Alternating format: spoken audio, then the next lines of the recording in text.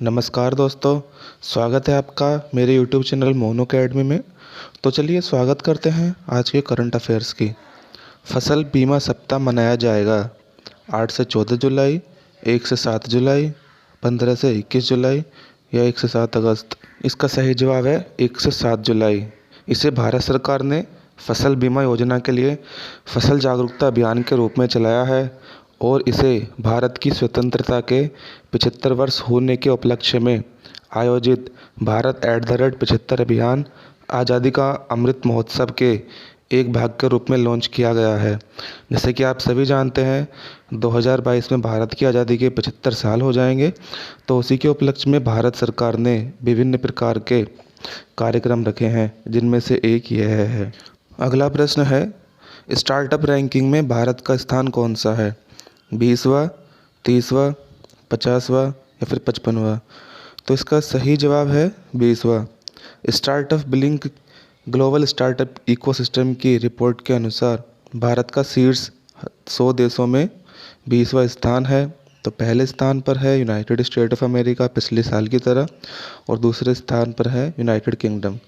तो चलिए चलते हैं अगले प्रश्न पर। डोप परीक्षण में फेल होने वाली अंशुला राव कौन से राज्य से है? मध्य प्रदेश, महाराष्ट्र, गुजरात या फिर पंजाब? तो इसका सही जवाब हो जाएगा मध्य प्रदेश। अंशुला राव मध्य प्रदेश की ऑलराउंडर हैं और ये डोप टेस्ट में विफल होने पर नाडा द्वारा 4 वर्ष के लिए बैन लगा दिया गया है। नाडा यानी नेशनल एंटी डोपिंग एजेंसी है।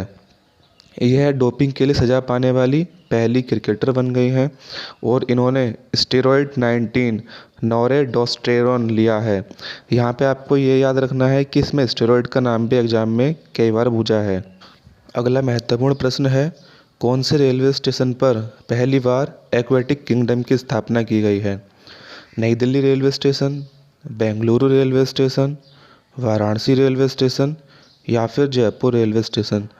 तो इसका सही जवाब हो जाएगा बेंगलुरु रेलवे स्टेशन। यह अमेजन रिवर कॉन्सेप्ट पर आधारित है और इसे Indian railway station development corporation limited ने HNI एक्वेटिक किंगडम के सहयोग से विकसित किया गया है।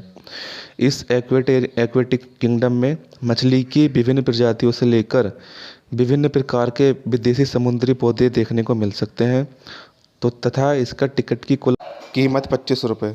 नए वायुसेना उप प्रमुख चुने गए हैं HS अरोड़ा, अरूप राहा, अनिल कुमार या फिर BR चौधरी?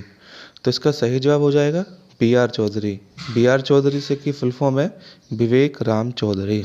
अगला महत्वपूर्ण प्रश्न है डिफेंस से। 7वीं हिंद महासागर नौसेना संगोष्ठी का आयोजन कहाँ किया गया? ला रियूनियन, भारत, श्रीलंका या फिर मालदीव? इसका सही आंसर है ला रियूनियन। ये हिंद महासागर नौसेना संगोष्ठी द्विवार्षिक कार्यक्रम है, यानी कि 2 साल में एक बार होती है और इसे फ्रांसीसी नौसेना द्वारा इस वर्ष संचालित किया गया है। इसकी कल्पना यानी IONS Indian ocean naval symposium की कल्पना भारतीय नौसेना ने 2008 में की थी।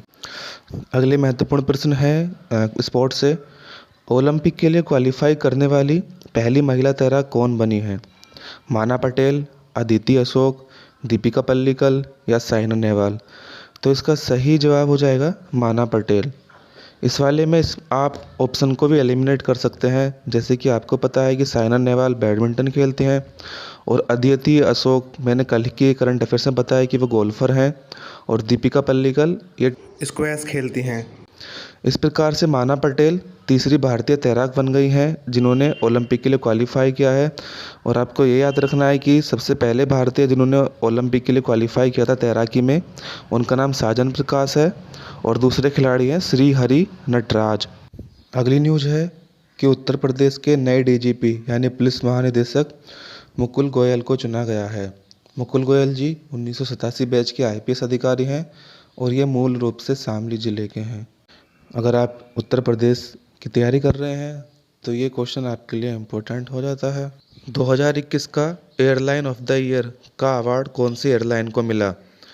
Arabian aerospace, Korean air, British airway या फिर सिंगापुर एयरलाइन? तो इसका सही जवाब हो जाएगा कोरियन एयर। यह एयर ट्रांसपोर्ट वर्ल्ड ATW द्वारा दिया जाता है और इसे विमानन उद्योग का ऑस्कर अवार्ड भी माना जाता है। और पुरस्कार समारोह 5 अक्टूबर 2021 को बोस्टन में आयोजित किए जाएंगे। अगला प्रश्न है साइंस और टेक से। विश्व की सबसे नन्ही तकनीक का निर्माण किस देश ने किया है?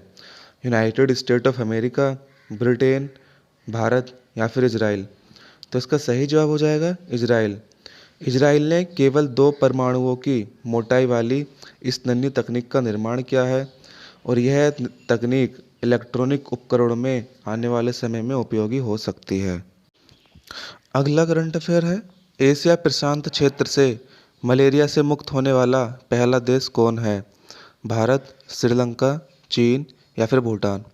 इसका सही जवाब है श्रीलंका।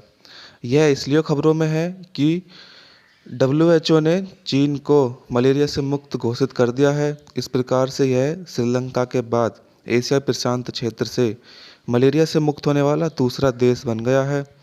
चीन में 4 वर्षों से 0 मलेरिया के स्वदेशी केस देखने को मिले हैं।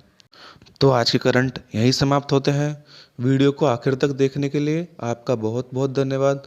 और अगर आपने मेरे चैनल को सब्सक्राइब नहीं किया है तो सब्सक्राइब करना ना भूलें और बेल आइकन ज़रूर दबाएं, जिससे कि आपको मेरे लेटेस्ट नोटिफिकेशन पहुंचते रहें।